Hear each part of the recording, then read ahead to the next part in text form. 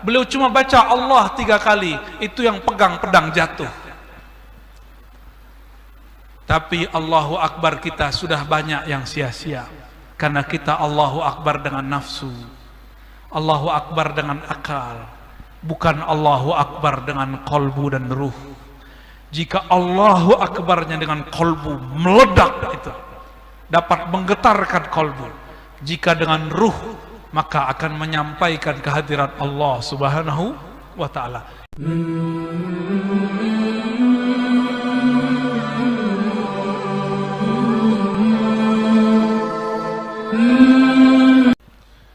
Assalamualaikum warahmatullahi wabarakatuh. Alhamdulillahilladzi asra bi'abdihi layla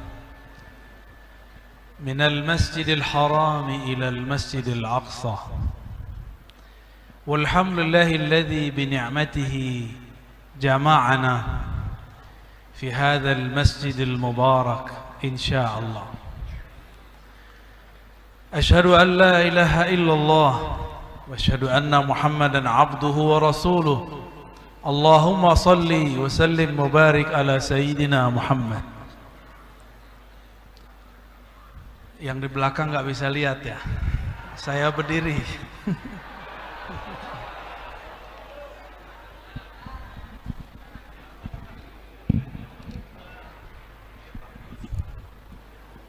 Sudah bisa lihat? Suaranya jelas?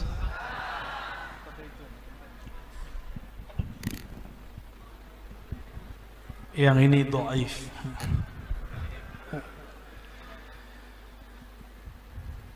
Alim ulama habaib yang saya cintai, para umara, terutama Paman Birin, semoga selalu sabar sesuai namanya dan bercahaya sesuai dengan ujung dari namanya. Amin. Tim-timnya, kawan-kawannya, koleganya tetap berdamai ya, dan kompak. Jika umara ulama saling cinta mencintai, doa mendoakan, insya Allah negeri diberkahi. Ini. Kenapa ada satu negeri hancur? Karena ulamanya melaknat umaranya, umaranya menzolimi ulamanya. Maka tidaklah kita rela negeri kita seperti itu. Ada yang beda nggak di kepala saya? Ini baru dapat oleh-oleh. Cincin dikasih yang di samping, yang di atas dikasih saudaranya, saudara riwayat hadis. Jadi saudara dalam musalsal hadis. Beliau dipersaudarakan dengan Tuan Guru Wildan. Di saya tadi minta khusus serban, sebagaimana beliau mendapatkan dari gurunya. Gurunya dari gurunya sampai kepada baginda Rasul sallallahu alaihi wasallam. Eman-eman kalau dicopot, besok pagi ganti lagi. Insyaallah. Tadi siang di kantor gubernur kita membahas Mi'raj para nabi. Bahwa semua nabi di-mi'rajkan oleh Allah, di-isra'kan oleh Allah. Namun yang sempurna hanya Nabiuna Muhammad sallallahu alaihi wasallam. Tadi saya sebutkan Nabi Adam. Nabi Adam mi'rajnya ketika sujud. Diusir dari surga, ternyata beliau jadi mi'raj.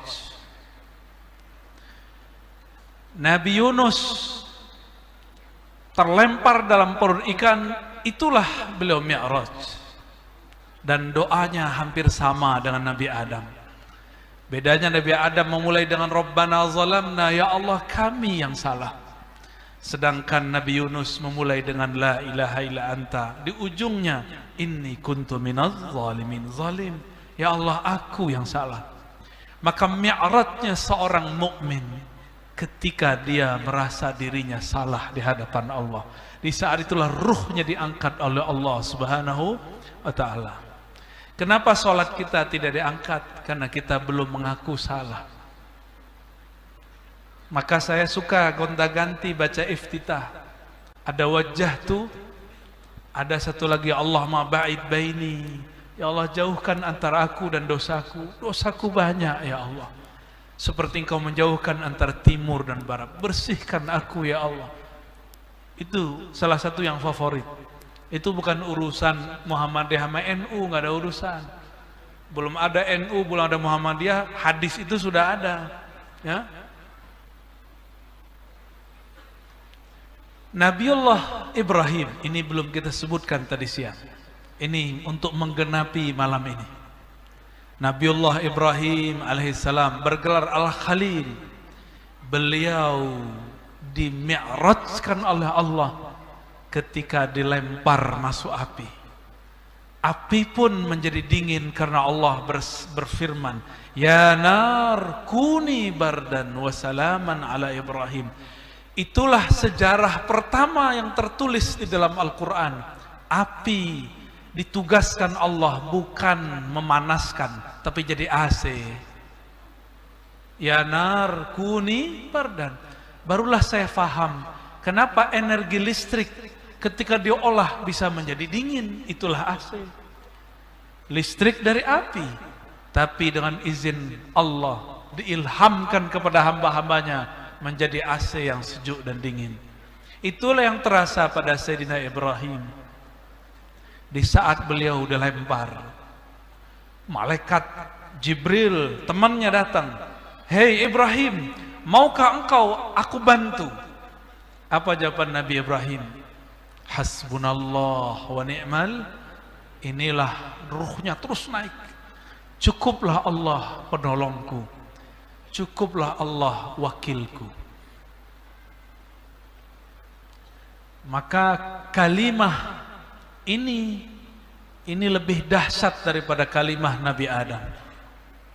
Datang lagi malaikat angin, datang lagi malaikat hujan, datang malaikat bumi, datang semua malaikat yang ditugaskan Allah untuk berkhidmat kepada nabi-nabinya. Semua ditolak Nabi Ibrahim. Semua malaikat marah, tapi Nabi Ibrahim tidak marah.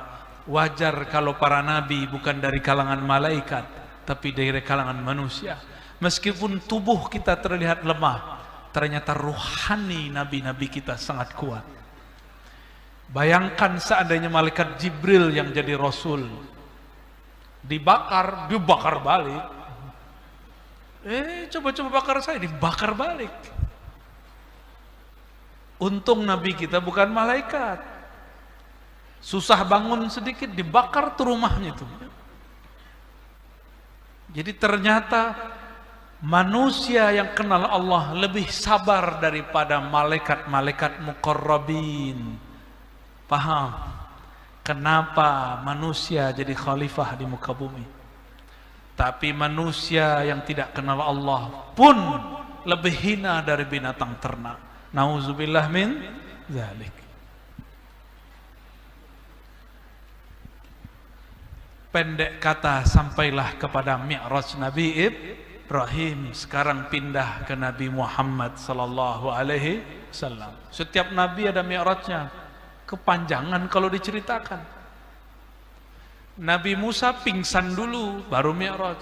Semuanya Mi'raj dengan ruhnya. Sedangkan Nabiullah Muhammad sallallahu alaihi wasallam Mi'raj bahkan satu helai di rambutnya, di tubuhnya tidak tersisa. Dan tidak satu pun yang terbakar. Nabi Yuna Muhammad diizinkan naik ke arasnya, sedangkan malaikat Jibril tidak diizinkan. Jika dia naik, dia hancur. Nabi Yuna Muhammad satu helai rambutnya tidak ada yang terbakar. Malaikat Jibril tidak sanggup. Maka siapakah yang jadi guru? Jibrilkah atau Sayyiduna Nabi sallallahu alaihi wasallam? Maka di akhir zaman ini saya sampaikan, yang jadi guru bukanlah Jibril alaihissalam. Saya ngomong begitu Jibril pasti mengiyakan. Yang jadi guru adalah baginda Nabi Muhammad sallallahu alaihi wasallam. Malaikat itu hanya berkhidmah kepada Rasulullah sallallahu alaihi wasallam. Maka dalam ijazah saya sudah ganti. Bukan dari Nabi, dari Jibril, dari Allah, bukan. Dari Nabi, langsung dari Allah subhanahu wa ta'ala. Itu yang sahih. Bagaimana mungkin seorang Jibril yang nggak bisa tembus ke aras menjadi gurunya Nabi Muhammad sallallahu alaihi wasallam? Dia hanya khadamnya Rasulullah sallallahu alaihi wasallam. Dia pasti ridho saya ngomong begini ya. Alhamdulillah. Kalau enggak nanti kita bisa sidang.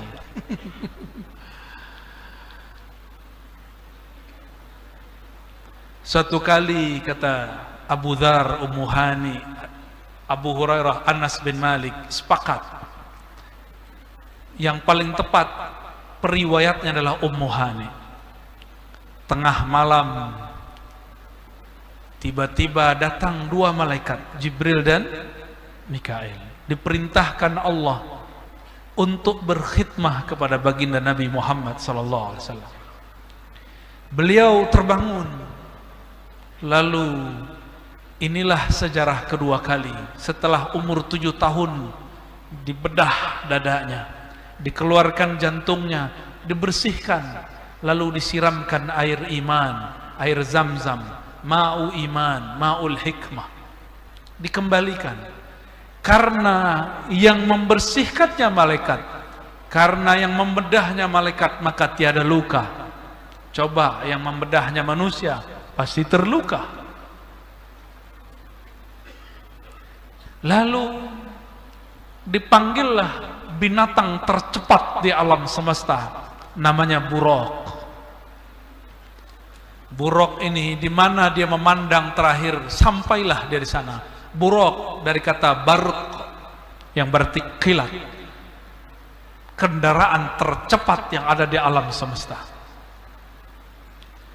Naiklah kemudian Sayyidina Nabi SAW diiringi oleh malaikat Jibril, diiringi oleh malaikat Mikail. Naiklah mereka ke langit pertama. Ternyata di langit pertama ada malaikat penjaga, disebut pangkatnya Khazinus Sama, penjaga langit. Jadi nggak sembarangan orang ngaku-ngaku saya sering naik ke langit. Siapa kamu? Itu Jibril pas naik masih ditanya, man anta? Kamu siapa naik-naik? Padahal malaikat Jibril sudah sering naik turun. Maka saya tidak langsung percaya orang ngomong saya sering ke langit. Saya santri di langit, ya salam. Kalau langitan ada di Tuban ya. Itu sanad guru-guru kita juga banyak ke sana. Sampai di depan pintu langit, malaikat Khazinus Sama bertanya, "Man anta?" Jibril walaupun pemimpin langit, dia tetap jawab, "Ana Jibril." Tetap dia tawadhu, ditanya dia jawab. Maka nih pejabat-pejabat nih, walaupun ditangkap polisi, ditilang, harus terima aja ya. Walaupun nanti dibebasin. Pas lihat, Pak Mirin.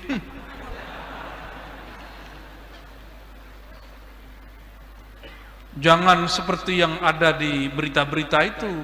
Dia bukan siapa-siapa, ngaku anak jenderal, ya salam. Ya. Ternyata jenderal patah sayap, pensiun. Sok-sokan, malah hardik-hardik orang. Itu nggak boleh. Sayyidina Jibril tidak pernah menghardik malaikat yang ada di pintu langit. Tetap mengatakan, "Ana Jibril." Nanya lagi, jadi malaikat itu security langit yang paling saklek. Mending security kita ini baik-baik, kita senyumin sedikit, "Assalamualaikum," malah salam ya. Nggak perlu nanya dia. Kalau ini enggak, "Man ma'ak," itu di belakangmu siapa? Begitu SOP langit. Jangan sembarangan bilang langit naik-naik. Itu bukan langit, itu mungkin langitnya syaitan. Yang gampang naik turun itu langitnya syaitan. Langitnya Allah tidak mudah dinaiki. Apa kata Sayyidina Jibril? Itu Muhammad. Bertanya lagi, itu Muhammad yang mana? Muhammad yang diutus atau Muhammad Al-Banjari? Apa kata Sayyidina Jibril? Qad bu'itha ilaih. Dialah yang diutus. Oh, berarti Muhammad Rasulullah. Langsung dia hormat. Dibukakan pintu, silakan. Kalau marhaban, selamat datang, orang Banjar bilangnya apa? Selamat datang. Oh, sama kita ya. Saya dapat dua kosakata, ulun dan pian.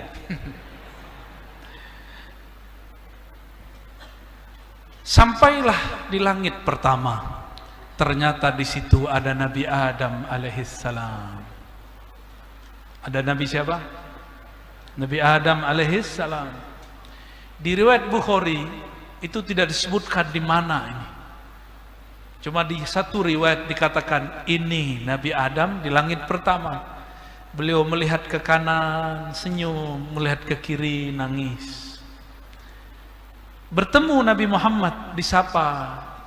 Kata Nabi Adam, marhaban bi ibni salih wa nabiyyis salih. Selamat datang wahai keturunanku yang saleh, wahai nabi yang saleh. Jadi dua sapaannya, satu sebagai keturunan, satu sebagai nabi. Kalau sebagai nabi lebih tinggi pangkat Nabi Muhammad sallallahu alaihi wasallam. Lalu Nabi Muhammad dikabarkan itu yang dilihat beliau, kalau ke kanan itu keturunannya yang masuk neraka disiksa, yang ke kiri, yang ke kanan ke surga. Jangan-jangan ada wajah hantum di sana ya. Pengen yang di kanan apa yang di kiri? Amin. Ya, amin ya rabbal. Jadi kita ini kalau maksiat, kita sedang membuat sedih kakek kita Nabi Yuna Adam. Maka orang yang durhaka kepada Allah, yang maksiat, dia sedang membuat sedih kakeknya, orang tua dari orang tua kita, Nabi Yuna Adam alaihis salam. Apakah kita tega membuat kakek kita sedih, orang tua kita sedih? Jika tega, maksiatlah sesukamu. Tapi jika engkau punya hati, engkau ingin membahagiakan kakekmu Baginda Adam alaihissalam, hentikan maksiat, berhenti. Kalaupun besok terjadi lagi, tobat segera. Terjadi lagi, tobat segera, jangan diundur-undur. Allah Maha Tawwab. Naik lagi beliau ke langit kedua, bertemu Nabi Isa. Naik lagi ke langit ketiga, ketemu Nabi Yusuf. Naik lagi, naik keempat, ketemu Nabi Allah Idris yang disebutkan dalam Al-Quran, wa rafa'na lahu makanan 'aliyya. Kami angkat baginya tempat yang tinggi. Tempat yang tinggi inilah yang disebut oleh ahlul haqiqah, ulama-ulama ahlul ma'rifah, Ka'bah kedua. Disebut apa? Ka'bah kedua. Itulah pembatas alam malakut dengan alam jabarut. Alam apalagi itu terserah Allah lah ya. Terus naik lagi, langit kelima, ketemulah malaikat, ketemu seorang nabi namanya Harun. Naik lagi, ketemulah Nabi Musa. Naik terakhir, ketemu Nabi Ibrahim alaihis salam. Semua nabi ini sebelum beliau naik ikut sholat di Al-Masjidil Aqsa. Tapi ketika naik ternyata mereka sudah ada di sana. Ternyata mereka sudah beda dimensi dengan tubuh Nabi Muhammad sallallahu alaihi wasallam. Nabi Muhammad jadi imam, semua nabi 124.000 jadi makmum. Itulah doa setiap nabi di dalam kuburnya, ya Allah jadikan aku umat Muhammad sallallahu alaihi wasallam. Bagaimana caranya? Allah kembalikan ruh mereka, mereka sholat di belakang Rasulullah sallallahu alaihi wasallam. Maka mustajablah doa semua para nabi. Namun karena arwah para nabi tidak ada reinkarnasi, maka Allah buka bab warasatul anbiya, pewaris para nabi. Jumlah nabi tadi ada berapa? 124.000. Maka di akhir zaman ini jumlah wali-wali besar ada 124.000. Yang sudah wafat salah satunya abah guru sekumpul. Itu salah satu wali besar, wali yang mengenal Allah Subhanahu wa ta'ala. Sampai di langit ketujuh ketemu Nabi Ibrahim. Nabi Ibrahim sedang bersandar di Ka'bah. Ka'bahnya warnanya putih. Setiap hari di sana ada 70.000 malaikat masuk. Kalau mereka masuk tawaf tidak keluar lagi. Luasnya sangat luas sekali. Pahala mereka tawaf mereka berikan kepada orang yang tawaf di muka bumi. Zikir-zikir mereka hadiahkan untuk orang yang beriman di muka bumi. Makanya nanti orang-orang yang haji, umrah, sholat, zikir itu kaget-kaget waktu masuk ke akhirat. Saya nggak pernah beramal begini kok dapat ini. Itu amalan malaikat yang diberikan kepada kita. Sampailah Nabi Muhammad SAW dinaikkan ke satu pohon yang disebut Sidratul Muntaha, disebut juga Sidratul Muntaha Jin. Sidrah Muntaha artinya pohon penghujung. Tidak ada lagi alam ciptaan di atasnya. Sudah habis. Itu pohon punya dedaunan, daunnya seperti belalai, bukan belalai, apa telinganya? Alfil. Apa arti alfil? Elephant. Gajah. Di lembaran di situ tertulislah nama Paman Birin Syah Birin Nur, jadi gubernur tahun sekian sampai tahun sekian, lahir tahun sekian, wafat tahun sekian, ketemu Ar-Razi tahun sekian, duduk di majelis jam sekian, semua sudah disebutkan. Ini disebut takdir Lauh Mahfuz. Takdirnya dimulai dengan kata kun. Kunnya Allah dimulai dengan kudrat iradah. Tapi kalau pakai kudrat iradat, kita ini banyak yang tidak selamat. Mungkin kemarin ketika virus Delta sudah banyak yang mati. Allah geser sedikit itu. Dengan apa digeser? La yughayyirul qada illa du'a. Ketentuan Allah hanya dapat digeser dengan doa. Doa siapa? Nabi sudah wafat. Tentulah pewaris para nabi. Tapi mereka berdoa bukan mengatur Allah. Mereka hanya berdoa, ya Allah, jika Engkau menetapkan virus ada di alam semesta, kami tidak menolak. Kami tidak minta virus diangkat. Gak ada wali, mohon maaf, tidak ada wali minta virus diangkat. Untuk masa ini tidak ada wali minta virus diangkat, itu nggak sopan. Allah maunya ada virus, jangan minta diangkat. Terus gimana? Minta saja selamat. Ya, minta saja. Seandainya pun kena, tidak bisa sehat, semoga syahid.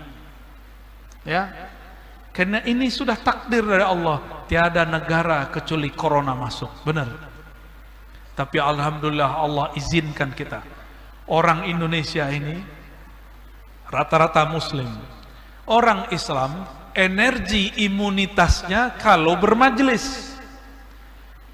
Kalau kita ini selalu social distancing, kapan kita bermajelis? Akan tambah banyak orang sakit imunnya karena imannya rusak. Maka kita bersyukur kepada Allah, kita diciptakan Allah, dilahirkan Allah di negeri ini. Alhamdulillah. Bapak tanya ke semua orang yang tinggal di Mekah, tinggal di Madinah, tinggal di negara-negara Islam di luar Indonesia, tidak ada yang semeriah negeri ini untuk kajian di masa pandemi. Ya, kita berterima kasih kepada Allah SWT. Semoga Allah menjaga negeri ini, umaranya, ulamanya. Amin ya rabbal alamin. Jadi jangan tengkar-tengkar mulu, ya tengkarnya nanti aja pas kampanye ya.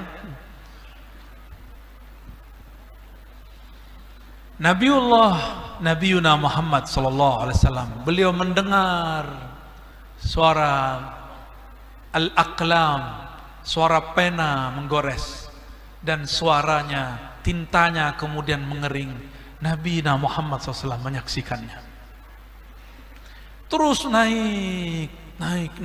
Itu pohon besarnya bukan main. Sampailah beliau pada kursi Allah, raf-rafnya Allah. Apa kata Sayyidina Jibril?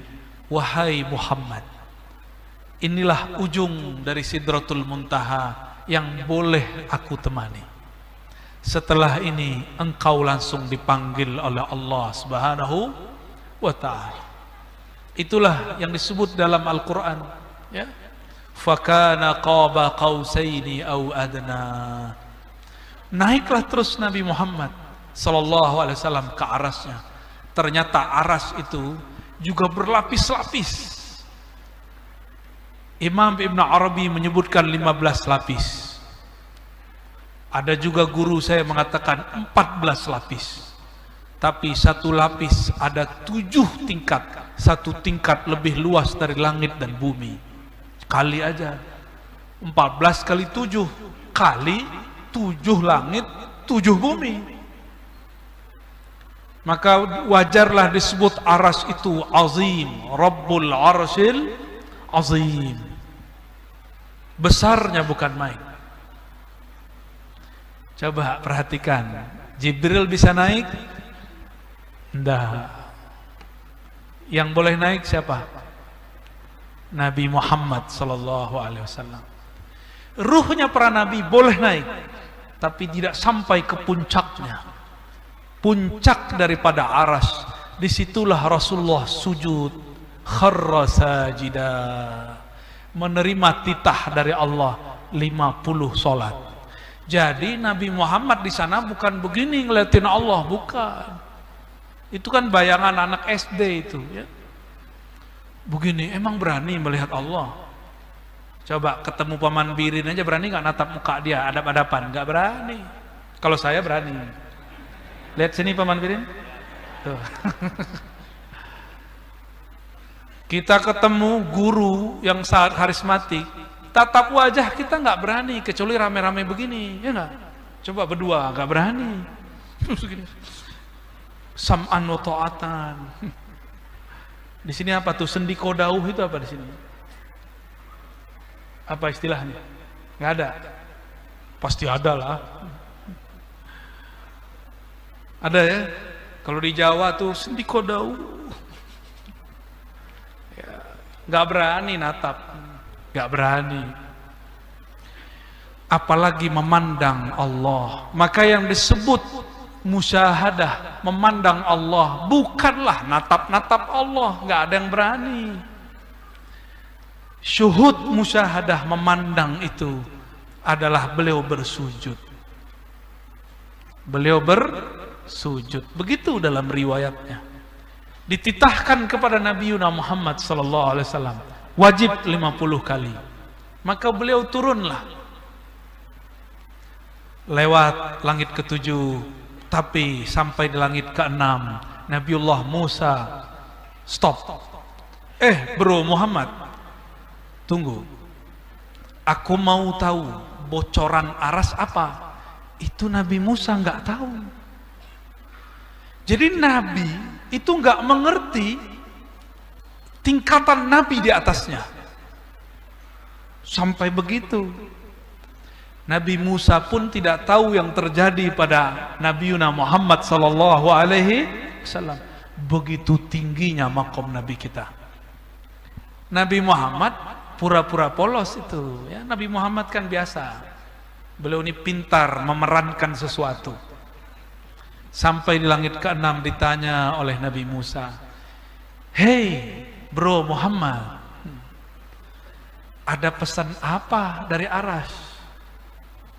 Kata Nabi Muhammad sallallahu alaihi wasallam, 50 sholat. Kaget ya. Hah? 50? Cius. Masa Nabi Muhammad ini pemalu.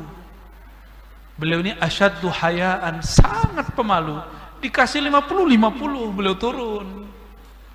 Nabi Musa kan kalam Allah SWT ada pada dirinya, maka disebut kalimullah. Maka agak berani dikit ngomong. Maka saat Nabi Musa berbicara, itu bukanlah Nabi Musa yang berbicara, tapi Allah lagi sedang berbicara melaluinya. Hei Muhammad, umatku Bani Israel. Allah seakan ngomong, hamba-hambaku Bani Israel. Itu tuh nabinya Musa tidak sanggup, padahal mereka lebih kuat daripada umatmu. Benar ya? Lebih kuat dari kita? Generasi micin, generasi smartphone, generasi rebahan. Ya. Tapi ada kekuatan yang gak dipunyai Bani Israel. Kekuatan ngaji lama-lama. Itu hanya ada di umat Nabi Muhammad SAW. Kalau umat terdahulu, Nabi Musa ngaji dikit, udah, kita udah paham. Nabi Nuh punya umat, beliau ngomong, apa kata mereka? Nuh, udah, tutup. Bahkan buang muka, bahkan kabur. Nabi Nuh datang, mereka kabur. Nuh datang, kabur. Kurang ajar kan umat Nabi Nuh? Gimana nggak stres jadi nabi di masa itu? Kebayang nih Pak Kiai, para tuan guru, kita datang jamaah bubar, tersinggung nggak? Ini kan ustadz-ustadz ini orang-orang tersinggungan ini ya. Masa saya datang dia keluar? Ente siapa? Emang wali? Itu Nabi Nuh aja tahan banting. Biasa aja. Biasa aja.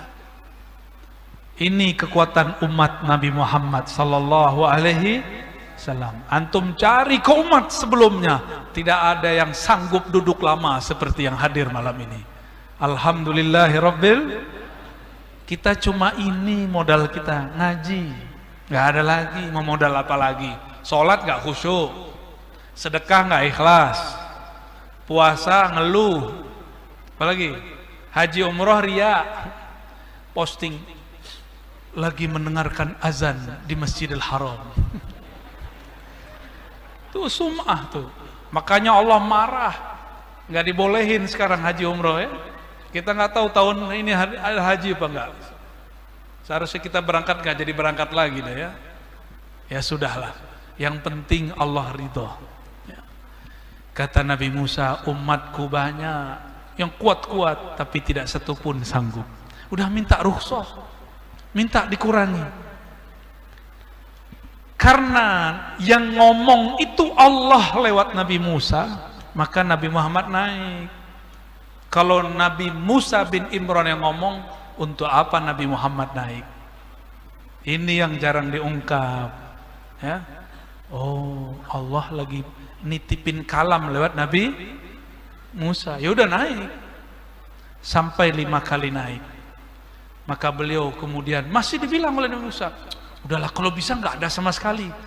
Berarti Nabi Musa ini sayang sama kita, bener gak? Bener ya? Antum kesal sama Nabi Muhammad, nggak mau naik. Yang terakhir kali, kan kalau perlu nggak ada sholat ya. Kesal sama Nabi Muhammad. Justru Nabi Muhammad sayang sama kita. Sayang gimana? Kalau umatku tidak ada komunikasi dengan Allah 5 waktu saja, maka yang terjadi umatku berhati yang mati. Maka beliau mengatakan, aku malu untuk naik. Ini cara Nabi Muhammad untuk tetap menghargai Nabi Musa. Turunlah sampai di muka bumi. Esok hari diejek. Nah, pendek cerita, saya nggak ceritakan beliau setelah turun. Coba perhatikan, ini kan kajian ma'rifat dalam Isra dan Mi'raj. Kata ulama kita dalam kitab-kitab ilmu ma'rifat, salatul mu'min, as-salatu mi'rajul mu'min. Salat itu mi'rajnya orang yang percaya kepada Allah. Udah mi'raj belum? Belum ya? Akalnya mi'raj. Bener? Akalnya melayang ya? Melayang kemana? Melayang ke rumah, melayang ke perut ya. Belum mi'raj. Maksudnya apa nih sholat itu mi'rajnya orang yang beriman? Saya ganti. Sholat, as-salatu mi'rajul arifin. Itu yang benar. Sholat itu mi'rajnya ahli-ahli ma'rifat. Kalau mukmin belum tentu, mungkin mukminnya belum jelas tuh, ngaku-ngaku beriman aja. Coba perhatikan, Nabi Muhammad dadanya dibersihkan nggak sebelum naik? Bener, baru bisa naik. Maka kalau ingin ruhnya naik, berwuduklah dengan niat membersihkan zahir dan batin. Coba itu caranya, Pak. Saya dulu belajar ilmu khusyuk kemana-mana. Tahu-tahu ada seorang guru bilang, kamu mau khusyuk? Gampang, benerin taharahmu. Benerin taharah bukan berarti berwuduk berkali-kali, lama-lama, bukan. Mantapkan jiwamu dalam berwuduk. Bahwa engkau merasa diri hina di hadapan Allah, lalu dibersihkan. Iktikadkan air itu air Zam-Zam. Air yang ditempelkan itu ma'ul kausar. Bersih insya Allah. Maka ketika takbir, dia takbir seperti dia sedang diangkat oleh buruk. Takbir itu nggak sembarangan, Pak. Kenapa takbir diulang-ulang? Karena takbir itu nanti jadi senjata di akhir zaman.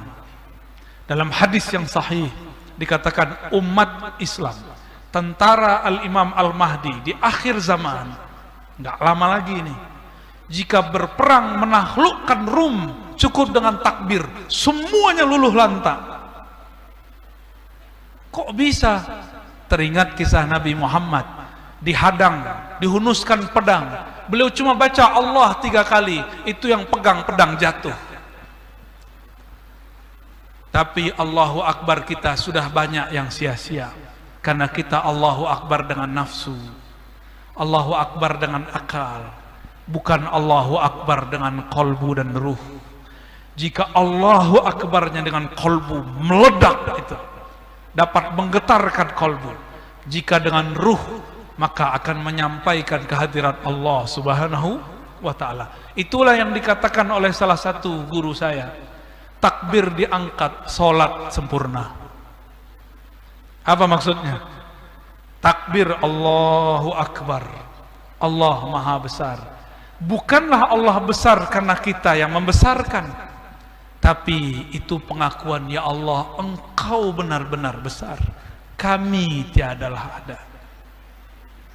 Takbir naik, sholat sempurna. Tapi siapa yang begitu? Kan gak ada. Karena tidak ada yang begitu, maka di akhir sholat wajib bersolawat. Kita sampaikan Allahumma salli ala Sayyidina Muhammad.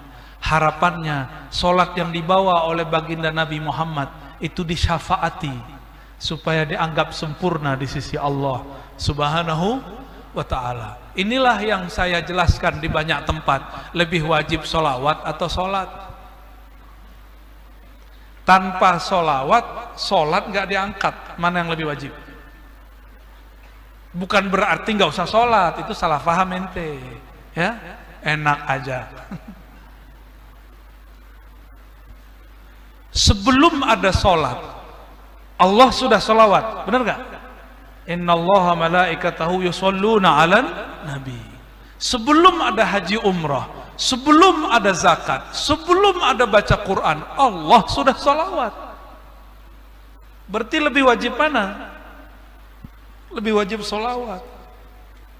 Maka lafaz sholat dan sholawat itu hampir sama. Khams sholawat, 5 sholawat, sama. Baru ngeh ya. Kita menyebutkan sallu ala nabi, sama, sallu kama ra'aitumuni usolli. Sallulah, solatlah engkau. Dalam bahasa Arab sama, solat itu artinya solawat. Artinya juga hanya sholawat. Oh, ternyata itulah yang disebut sholat. Sallu kama ra'aitumuni usolli. Kalau engkau sholat, maka sholatlah seperti memandang aku yang sudah naik ke arasy Allah. Jadi kalau mau sholat, hubungkan hati dengan kolbu Rasulullah SAW. Iktikadkan ada Nabi di hadapan, baru takbir. Ya, itu makrifat sholat. Hanya boleh segitu keluarnya malam ini. Nggak boleh lebih. Udah 9:30 ya. Ini mohon izin, dari kemarin belum sempat mencium kasur. Dari kemarin ya. Tapi semakin jauh dari kasur, Allah turunkan makrifat berlembur-lembur. Masya Allah, sampai-sampai badan gak tahan ya. Semoga semua yang hadir qalbunya dibersihkan Allah. Semoga semua yang hadir sholatnya diangkat berkat sholawat. Semoga guru-guru kita, ulama-ulama kita, pemimpin kita saling mendoakan, saling menyayangi, saling kerja bahu membahu membangun negeri. Allahumma salli wa sallim barik ala sayyidina Muhammad walhamdulillah rabbil alamin. Demikian dari kami. Assalamualaikum warahmatullahi wabarakatuh.